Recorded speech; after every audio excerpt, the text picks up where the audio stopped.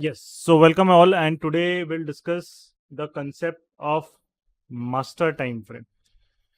Right? Master time frame का क्या importance होता है and how it helps you in your trading, that also we'll look into.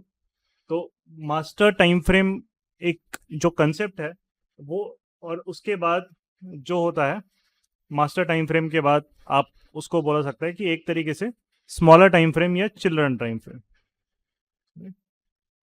या smaller time frame, right? ये होता है।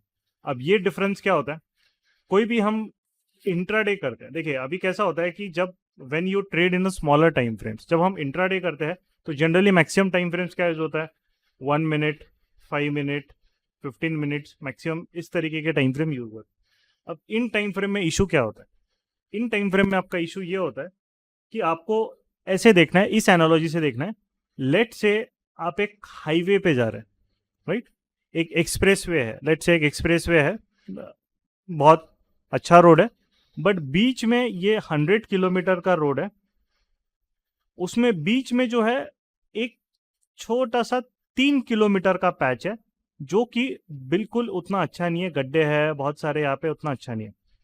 अब उसमें क्या होता है कि अगर हम ये 3 किलोमीटर पे ही फोकस करेंगे और बोलेंगे कि आपका व्यू क्या रहेगा, अरे ये तो रास्ता बहुत खराब है, बेकार रोड है, बट 97 किलोमीटर्स एकदम मक्खन है, बिल्कुल बढ़िया। तो उस केस में क्या होता है, स्मॉलर टाइम फ्रेम की वजह से हम लोग बिगर पिक्चर नहीं देख पाते, जिनको चिल्ड्रन टाइम फ्रेम या सर्वन टाइम फ्रेम या स्मॉलर टाइम फ्रेम, अलग अलग नाम बोला। इसीलिए हमें मास्टर टाइम फ्रेम एक बहुत इंपॉर्टेंट कंसेप्ट है प्राइस एक्शन में। मास्टर टाइम फ्रेम हमें ये जो नॉइज होता है, जैसे ये जो है ये 3 किलोमीटर, इस 100 किलोमीटर के हाईवे पे नॉइज है, क्योंकि ये 3 किलोमीटर ही रास्ता खराब है। 97 किलोमीटर एकदम परफेक्ट, एक गड्ढा नहीं है, सब परफेक्ट है। तो यहाँ पे बट हम 3 किलोमीटर की जब फेज में आते हैं तो उसमें हम बायस, हमारा व्यू फॉर्म हो जाता है। सिमिलरली मार्केट में भी यही चीज होती है और इसीलिए लोग फंसते हैं। कैसे फंसते हैं वो हम डिस्कस करें। अब मैं HDFC बैंक का एक एग्जांपल लिख देता हूं, यही ट्रेड सामने ओपन है तो उसी का एग्जांपल नहीं। अब यहां पे बहुत बार क्या होता है कि अब बैंक निफ्टी को जैसे किसी ने देख लिया, अरे यार बैंक निफ्टी देखो यार नीचे आ गया, यहाँ पे इसने नीचे ब्रेक डाउन कर दिया, अब एक आ गया।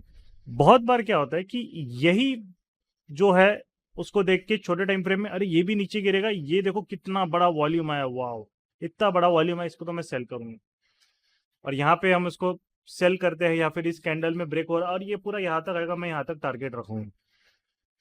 तो इसमें आपका क्या हो जाता है कि आप एक छोटे टाइम फ्रेम में एक कैंडल देख के या एक WRC देख के बायस क्रिएट हो रहा है। जो ये बायस क्रिएशन होता है, that bias creation is very dangerous. Why? Because आप बिगर पिक्चर नहीं देख पाते हम लोग। इसलिए मास्टर टाइम फ्रेम किसी भी ट्रेड में करने के पहले बहुत बहुत ज्यादा इंपॉर्टेंट होता है। और हम लोग जब हम ट्रेडिंग करते हैं, राइट, जब हम ट्रेडिंग करते हैं तो आपको गेम चेंजर के भी वीडियो में मैंने एक बेसिक ओवरव्यू उसका दिया है, राइट। मैं आपको यहाँ पे एक उसका बट स्टिल हम डिस्कस एक बार मैं कर लेता हूँ कि जो टाइम फ्रेम होता है उसको डिवाइडेड जो होता है, we divided into 2 slots, major slots, right. Okay, तो यहाँ पे हम देखते हैं, एक होता है आपका एनालिसिस और एक होता है आपका एग्जीक्यूशन। आप एनालिसिस मतलब यहाँ पे आपको देखना पड़ता है कि आउटफील्ड कैसी, जैसे आपके मतलब क्रिकेट मैच हो रहा है तो क्रिकेट मैच में आपकी आउटफील्ड कैसी है, स्विंग ज़्यादा हो रहा है क्या, ओवरकास्ट कंडीशंस है क्या, सनी कंडीशंस है क्या, पिच हार्ड है, ग्रास वाली है, कैसी है, वो देखते हैं ताकि उसमें समझ आए कि हाँ यार बॉल ये स्विंग होगी कि स्पिनर के लिए है, स्विंग किसको खिलाना है, उसके हिसाब से आप स्ट्रेटेजी बनाते हो। बैटिंग में किसको लेके चांस देना है उसके स्ट्रेटेजी बना। मार्केट में भी सिंपल चीज़ है। जब आप मास्टर टाइम फ्रेम मतलब ये एनालिसिस टाइम फ्रेम होता है, और ये एग्जीक्यूशन टाइम फ्रेम मतलब आपका सर्वेंट या स्मॉलर टाइम फ्रेम होता है, ठीक है। तो मास्टर टाइम फ्रेम में भी ये फर्स्ट कॉलम है वो इंपॉर्टेंट है। जैसे इंट्राडे अगर हम कर रहे हैं तो हमारा मास्टर टाइम फ्रेम 1 आवर हो जाता है। अगर हम स्विंग कर रहे हैं तो हमारा मास्टर टाइम फ्रेम डेली हो जाता है। अगर हम पोजिशनल कर रहे हैं तो हमारा मास्टर टाइम फ्रेम वीकली हो जाता है। इससे आपको क्या समझ में आ रहा है? ये बीच वाला अभी हम इग्नोर कर देंगे क्योंकि वो उसमें उतना टाइम फिर बहुत चले जाएगा समझाने में, बट अभी हम पकड़ के लेंगे कि मास्टर टाइम फ्रेम जो कंसेप्ट है। अगर हम एक example, let's go to a chart, अगर हम आर्ली में जाए और बहुत बार एचडीएफसी बैंक के चार्ट को हम लोग आर्ली में अगर ओपन करें, राइट, एक एचडीएफसी बैंक को आर्ली में ओपन, तो एचडीएफसी बैंक यहाँ पे आपको एक चीज क्लियरली दिख रहा है कि आर्ली में उसने काफी अच्छा एक रेंज को या जोन को ब्रेक किया। तो मास्टर टाइम फ्रेम जो है which is early time frame, right, for intraday, वो बोला जाता है कि ये स्टॉक जो है वो अप ट्रेंड है, right, definitely it's an up trend में स्टॉक है। अब आप क्या कर रहे हो, स्मॉलर टाइम फ्रेम में ये जो व्यू होता है जो आपका मास्टर टाइम फ्रेम का, यहां पे आपका ये है बुलिश, यहां पे आप ट्रेड ले रहे हो बियरिश,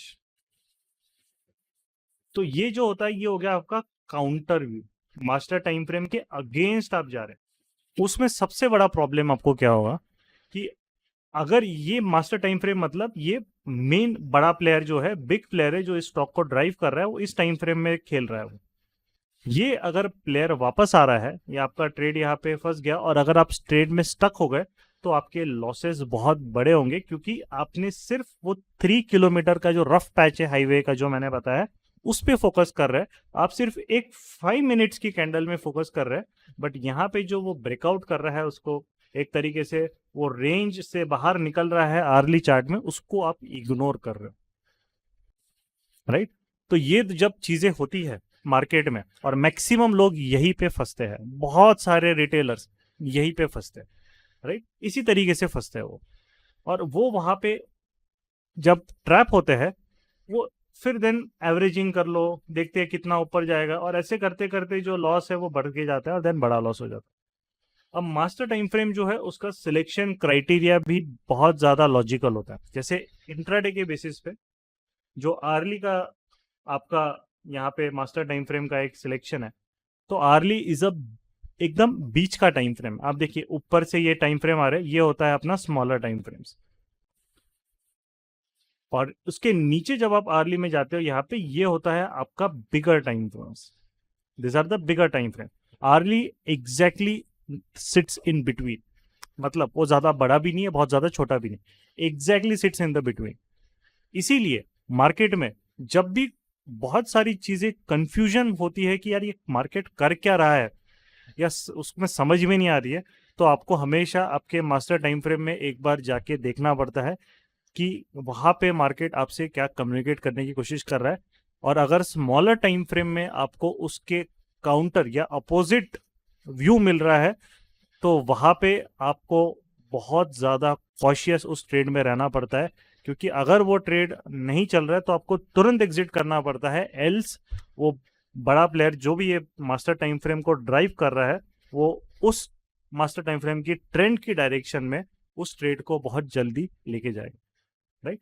अब आज का मैं जैसे जो ट्रेड किया है, देखो विद एग्जांपल जो प्रॉपरली है ना वही हम लोग बताते हैं, और स्टूडेंट्स भी हमारे वैसे ट्रेड करते हैं। जो आज का ट्रेड है, जो ये टाटा मोटर्स का कॉल बाय किया है स्टूडेंट, राइट, उसको मैं इस कंसेप्ट से एक्सप्लेन करूंगा, and he has bought a call. ठीक है, अब मैं इसका देखो चार्ट भी डाला है, ठीक है, ये चार्ट भी डाला है 5 मिनट्स का, एंट्री भी बताई है कहाँ पे की है, तो इसको देख लो अच्छे से। ये कोई भी बनाया बनाया कंसेप्ट नहीं, और ये फैमिली ग्रुप में वहां पे डाला है, तो हर कंसेप्ट ना एकदम आपको समझ में आया तो आप उसको उस तरीके से बहुत बढ़िया तरीके से आप मार्केट में उसको इंप्लीमेंट करके एग्जीक्यूट कर सकते हैं विद कॉन्फिडेंस। अब देखिए यहाँ पे अब इसने क्या किया है वो मैं बताता हूँ। मैं जाता हूँ टाटा मोटर्स पे, ठीक है, अब हम टाटा मोटर्स पे जाते हैं, दोनों चार्ट पे ओपन करते हैं कामो टाटा मोटर्स। देखो ये लेफ्ट वाला आर्ली है, राइट, यहाँ पे सबको एवरीबडी इज एबल टू सी। अरे ये बीएससी ओपन हो गया, नहीं नहीं बीएससी नहीं चाहिए भैया, कामो टाटा मोटर्स पूरा ही डालना पड़ेगा। ओ, तो टाटा मोटर्स का यहाँ पे हम लोग आर्ली चार्ट है। अब आपको कंसिडर करना है कल का टाइम। देखिए कल का टाइम टाटा मोटर्स ने क्या किया, एक बहुत ही स्ट्रॉन्ग उसने डे, एक तरीके से it was the highest gainer, right, और yesterday, and it ended at with a very good early WRC at the high, अब हम छोटे टाइम फ्रेम में जा रहे हैं। स्मॉलर टाइम फ्रेम में क्या हो रहा है, स्मॉलर टाइम फ्रेम में स्टार्टिंग में एक सेल ऑफ है, ठीक है।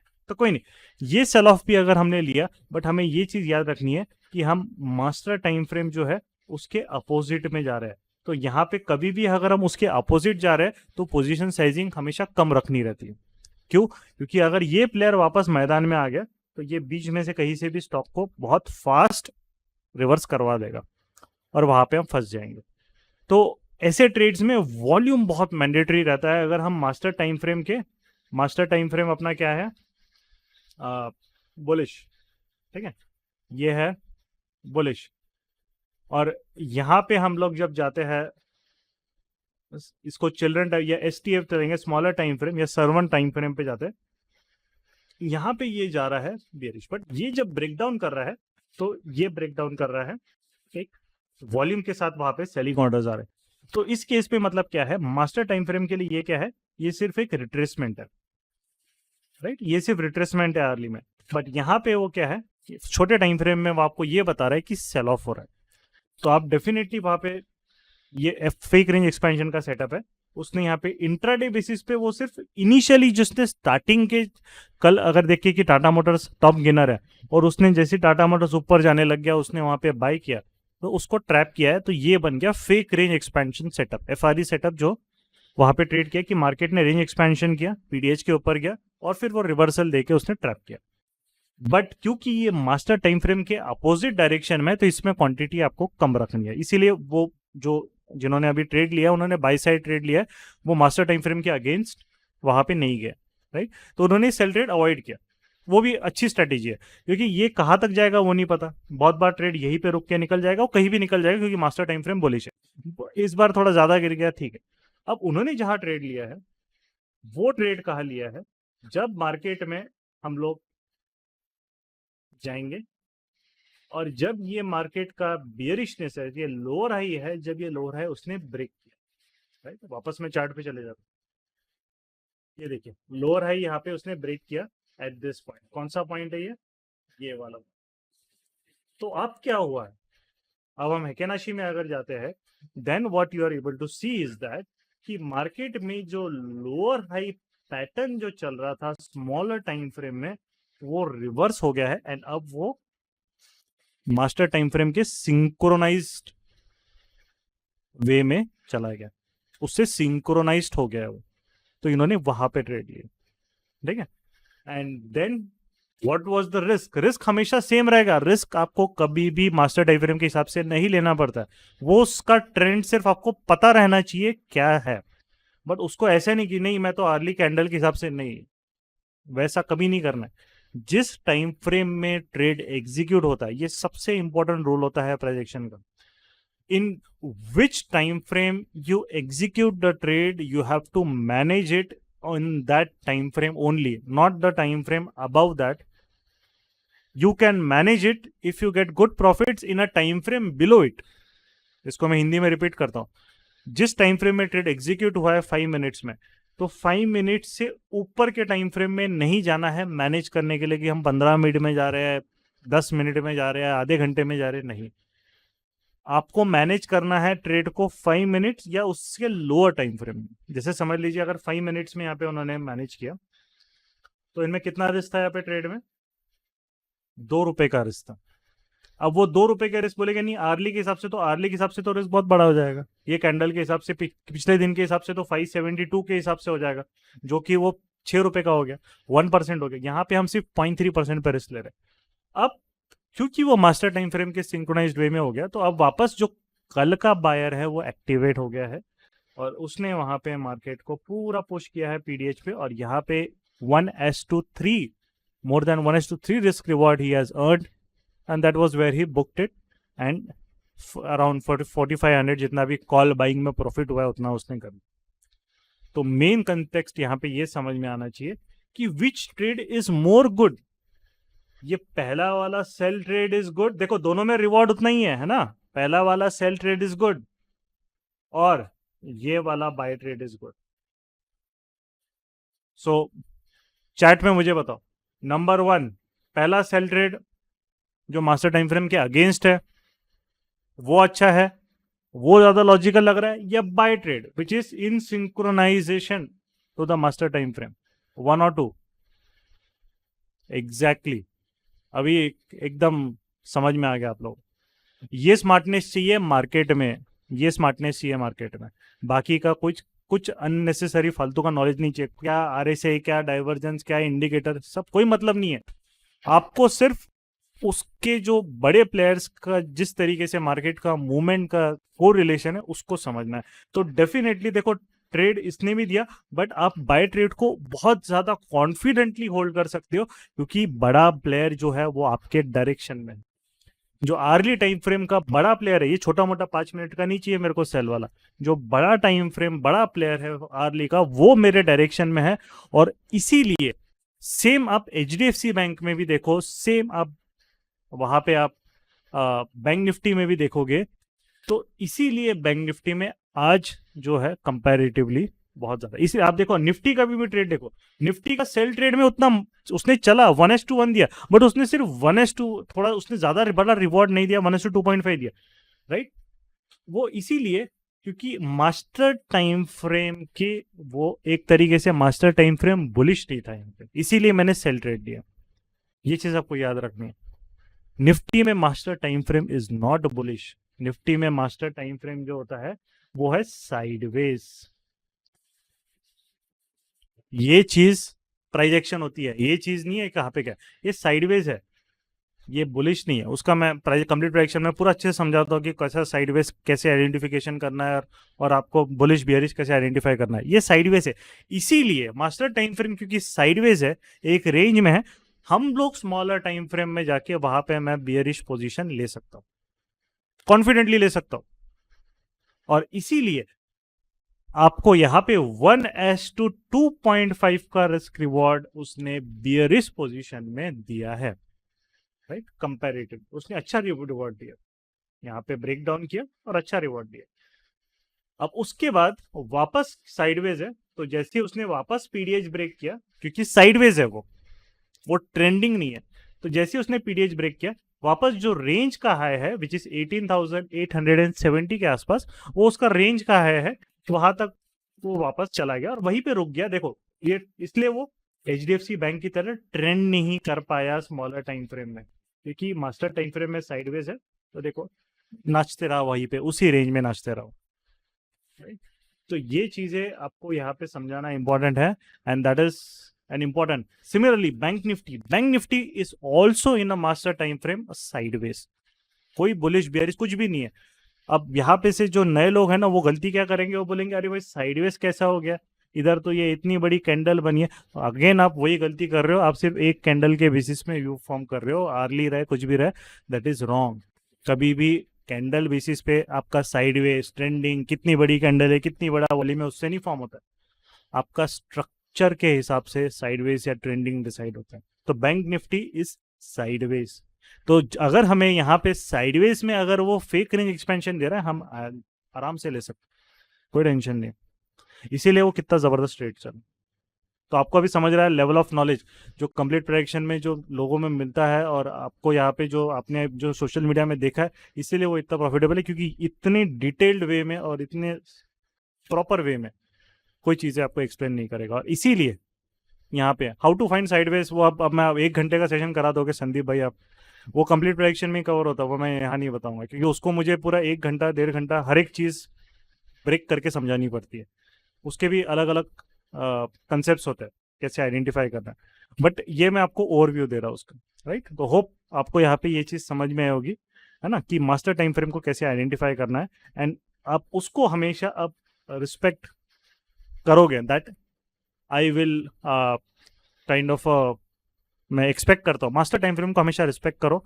वहां पे आपने अगर मार्केट को रीड कर लिया, तो स्मॉलर टाइम फ्रेम आपके लिए बहुत ईजी हो जाएगा, बहुत ईजी हो जाएगा, राइट? तो उसी डायरेक्शन में आपको काम करना है, और इसीलिए जो कंसिस्टेंसी जो मिल रही है मेरे को, वही राज उसके पीछे, क्योंकि मैं हमेशा मार्केट में सिर्फ 5 मिनट में स्ट्रक्चर ब्रेक हो उसके हिसाब से काम नहीं करता हूँ, राइट? द कंसिस्टेंसी जो प्रॉफिट्स पे मिल रही है इसीलिए मिलती है, बिकॉज हमेशा मैं वो को रिलेशन एस्टेब्लिश करने के बाद ही मार्केट में काम करता हूँ, ठीक है? चलो, तो थैंक यू एवरीवन, है ना? अभी हम डाउट सॉल्विंग कंटिन्यू करेंगे, बट ये जो वीडियो है यहाँ पे मैं इसको एंड करूँगा और इसको मैं यूट्यूब पे बाद में अपलोड कर दूंगा, तो you guys can watch it over.